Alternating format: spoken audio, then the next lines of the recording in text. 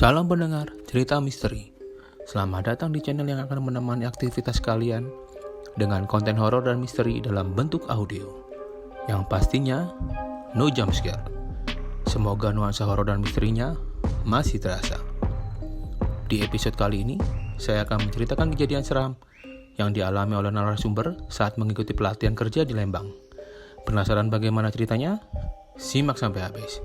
Dan jangan lupa untuk subscribe, like, dan share. Oke, langsung saja ke ceritanya. Saat itu waktu seperti berhenti.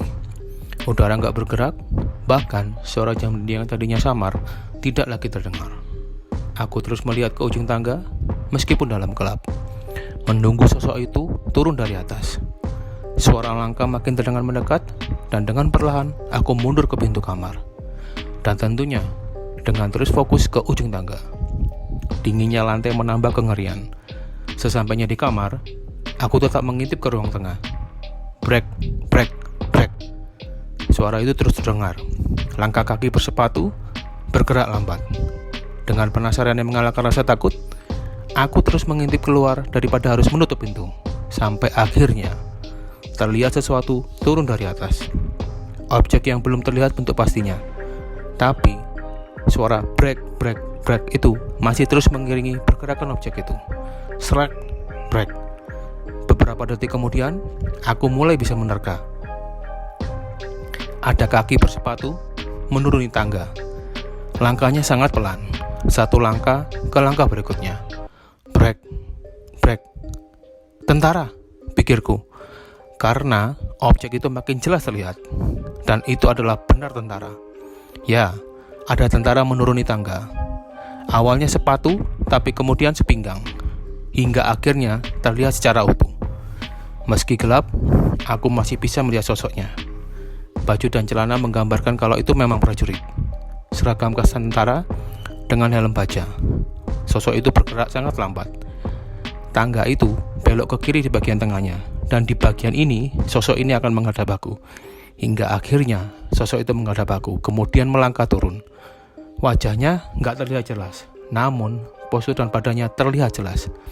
Tinggi, besar, dan tegap, tapi dengan langkah gontai. Ini tentara dari mana? Pikirku. Seram sekali saat melihatnya, sampai akhirnya dia menginjak lantai 1. Sosok itu diam agak lama, tidak bergerak. Mengharap ke arahku dengan badan tegapnya. Dan saat itu juga aku merinding. Udara dingin menusuk dengan jantung berdegup cepat. Dan tersadar kalau sosok itu bukan tentara biasa. Dan juga bukan manusia. Kemudian dia bergerak ke arah kiri menuju pintu keluar. Terus maju dengan sangat pelan. Hingga akhirnya dia hilang di ruangan depan. Langkahnya pun tidak terdengar lagi. Tadi itu cerita yang aku alami di hari kedua pelatihan kerja. Semua berawal di tahun 2005. Aku bersama satu rekanku ditunjuk untuk mengikuti pelatihan kerja di Lembang, Bandung. Tempatku bekerja ini merupakan perusahaan BUMN dengan cabang nyaris di seluruh wilayah Indonesia.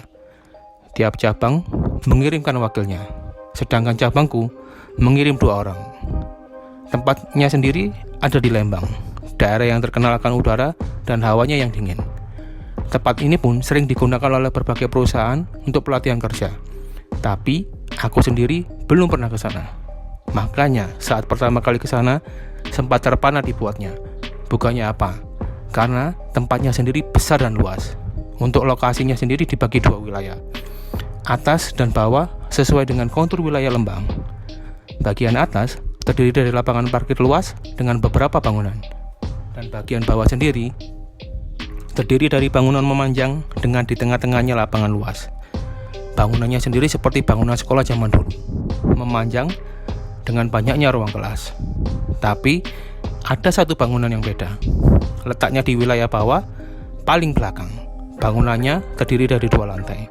Dan aku baru tahu kalau bangunan itu dijadikan tempat menginap. Makanya dibuat bertingkat. Mungkin biar bisa muat banyak orang.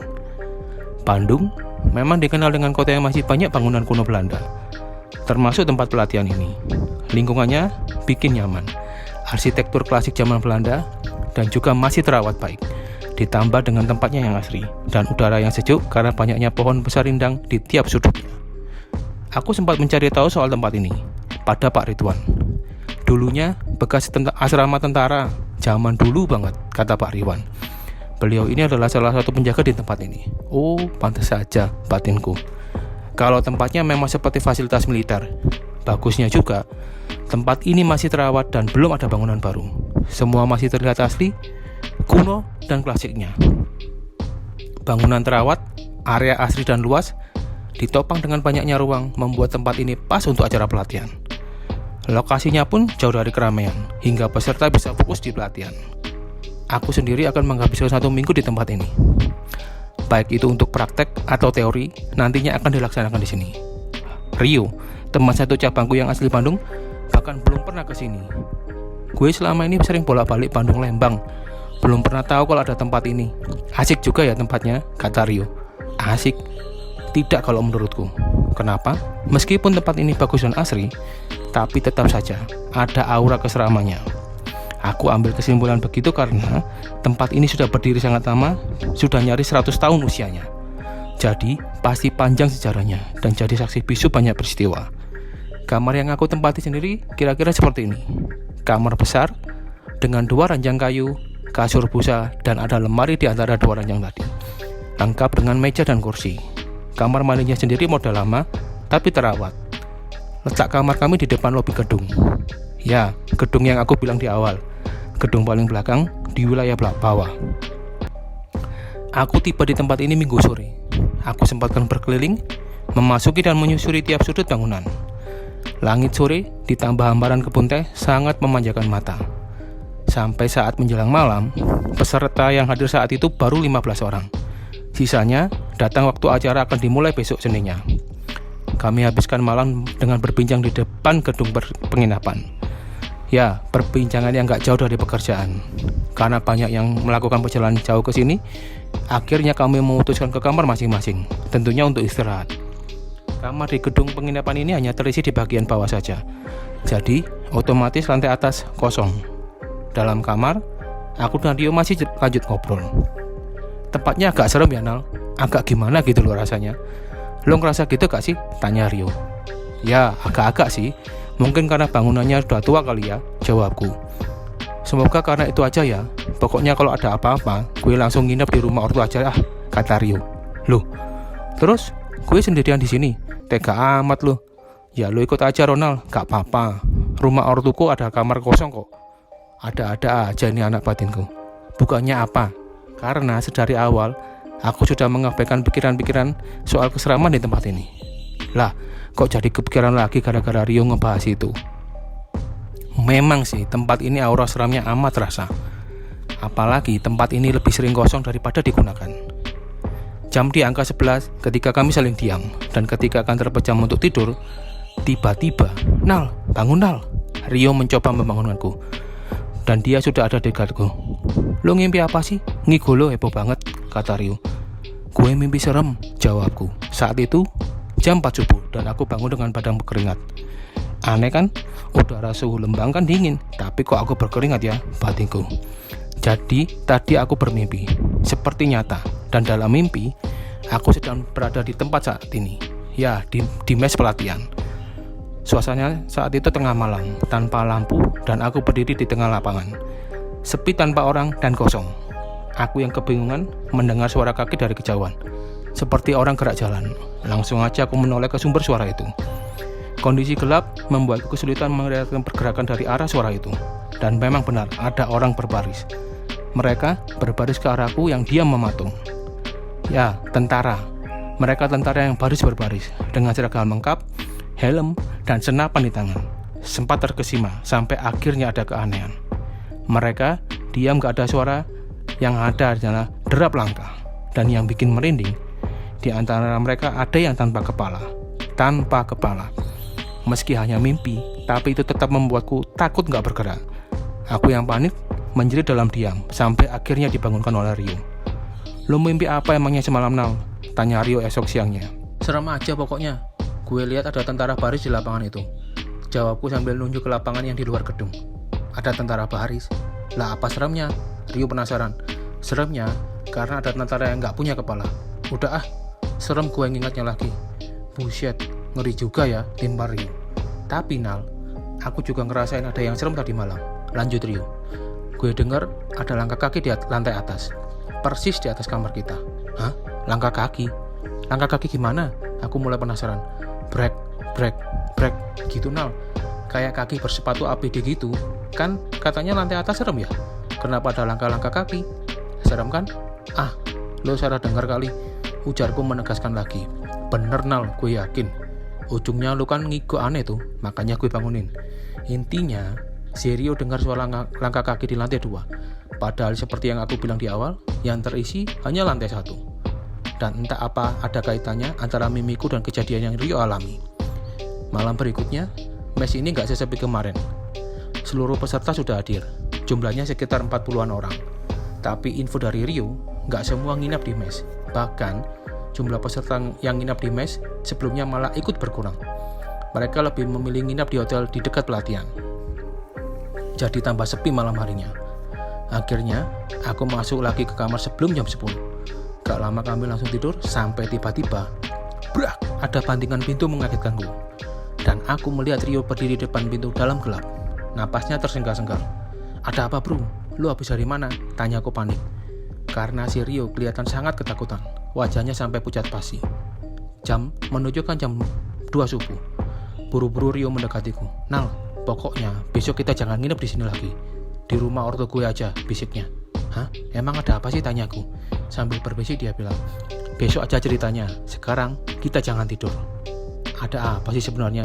Rio habis dari mana? Batinku. Yang pasti kami gak tidur lagi sampai pagi. Dan saat itu kami sama-sama mendengar suara langkah kaki di lantai atas. Langkah kaki berjalan dari ujung satu ke ujung lainnya. Siangnya saat pelatihan, si Rio bercerita tentang kejadian malam. Semalam aku dengar langkah kaki Nal, kata Rio. Makin lama makin jelas. Pokoknya ganggu banget, ganggu gue tidur Nal. Makanya gara-gara penasaran, terus gue cari tahu. Siapa sih yang lagi jalan-jalan di atas? Berisik banget soalnya. Terus lo ke atas? Tanyaku.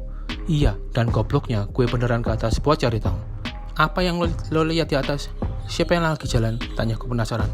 Gila Nal. Setelah di atas, gue ngeliat setan serem banget. Takutlah gue karena panik, terus lari ke bawah ke kamar. Emang apaan yang lo lihat? Tanyaku makin penasaran. Awalnya nggak terlalu jelas, tapi di ujung lorong atas gue lihat ada tentara sedang berdiri tegap. Buset, serem amat. Tentara? Tanyaku. Iya tentara. Yang ngeri, tentara itu berdiri nggak ada kepalanya Nal. Gila kan? Malam itu Rio melihat sosok tentara tanpa kepala. Makanya pada saat malam itu dia ngajak aku nginep di rumah orang tuanya. Dan dengan terpaksa aku tolak ajakannya. Bukannya apa, soalnya tanggung. Hanya tinggal 1 malam lagi. Jumat besok itu hari terakhir pelatihan. Dan juga rumah ortu Rio berjarak 1 jam perjalanan. Sampai akhirnya hanya ada aku di kamar itu sendirian. Dan jumlahnya tersisa 5 peserta dan beberapa panitia di mes pada malam terakhir. Makin sepi aja ini mes. Tadinya aku coba istirahat duduk berbincang dengan peserta lain. Tapi entah kenapa jam 9 malam aku sangat ngantuk. Aku pun pamit tidur dan gak lama setengah jam kemudian aku terbangun. Entah apa sebabnya. Jam tangan di meja menunjukkan pukul 1 malam. Tiba-tiba ada udara dingin berembus menyentuh tubuh. Masih berselimut, aku langsung menatap ke arah pintu. Kenapa? Karena pintu sudah dalam keadaan terbuka. Aneh, kenapa bisa terbuka ya? Batinku. Sampai badanku merinding, lemas dengan keringat dingin bercucuran. Bukannya apa? Karena ada pemandangan yang jauh lebih menyeramkan. Ada sosok menyeramkan di depan pintu terbuka tadi. Dalam remang, aku melihat dia dengan jelas. Ya, tentara berseragam lengkap dengan senjata laras panjang. Tapi dia tanpa kepala. Ya, tanpa kepala. Tiba-tiba dia bergerak masuk ke dalam kamarku, masuk menuju ke tempat tidur, dan aku hanya bisa melakukan doa dalam hati. Sampai akhirnya dia sampai di samping ranjang. Aku pun sempat kaku beberapa puluh detik kemudian, dan sampai akhirnya doaku dijawab. Aku akhirnya bisa bergerak. Tanpa memandang sosok itu, langsung aja aku turun dari ranjang dan lari keluar kamar. Tujuanku, pos security di depan gerbang. Sungguh momen yang menyeramkan. Keesokan harinya, aku sempat berkumpul dengan teman-teman lainnya. Kami sempat berbincang santai sebelum pulang. Dan dari situlah terungkap kalau penyebab mereka memilih tidur di hotel karena mereka juga merasakan teror tentara tanpa kepala itu. Ya, hampir semua dari mereka. Itulah akhir cerita horor ini. Sungguh pengalaman pelatihan yang menegangkan. Apakah ada pendengar di sini yang mempunyai pengalaman sama? Kalau ada, bisa kirim cerita melalui via email yang ada di deskripsi. Oke pendengar, nikmati cerita horor dan misteri sebagaimana mestinya. Dan jangan lupa untuk selalu berdoa meminta perlindungan yang maha kuasa dimanapun Anda berada. Saran dan kritik bisa ditulis di kolom komentar. Dan jangan lupa untuk subscribe, share, dan like. Dan untuk donasi, bisa melalui Saweria yang ada di kolom deskripsi. Sekian cerita dari saya, salam Amis Audio Misteri.